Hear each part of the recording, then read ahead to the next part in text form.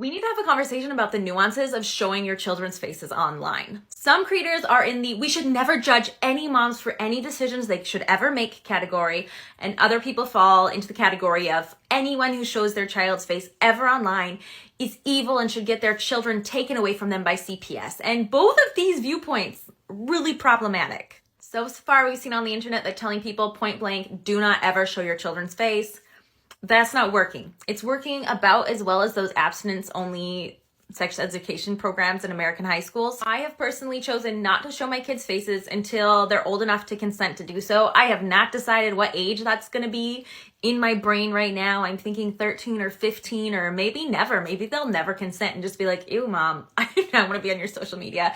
Fair. That is fair. I want to say that there is a world of difference between a mom who does vlogging and occasionally you see her kids in the background and maybe once in a while she'll show like a cute school picture of them, and the parents who intentionally put their little kids in sexy outfits and put provocative poses on them, or other parents who do abusive, physically and emotionally abusive pranks for views and for laughs online and then post their kids' most embarrassing moments. There is a world of difference, okay?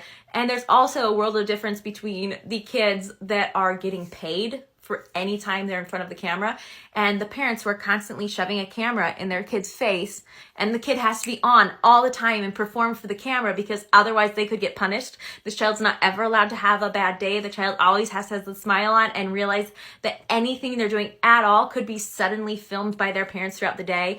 They're not allowed to have a bad moment because it might get filmed and used for clickbait. I mean, the differences here and the nuances we need to have in this conversation are wild and varied, and oh my goodness, there is a lot of abuse happening, but there's also some parents who are just, they don't see the harm in it, or they're just like, look how cute this school picture was, okay? So there's so much nuance we need to have when we're having this conversation. And I've talked about this before, and I just want to be really clear that I do not lump every parent that shows their child into the same box, into the same category, but I do think what we need to be doing to fix this problem is to be pushing for legislation that will protect children from being exploited and abused, making sure they're getting paid every single time they're on camera, anytime they are in a sponsored post, that they are getting their cut of the money, making sure they have limited hours, they're not being forced to work literally 24/7.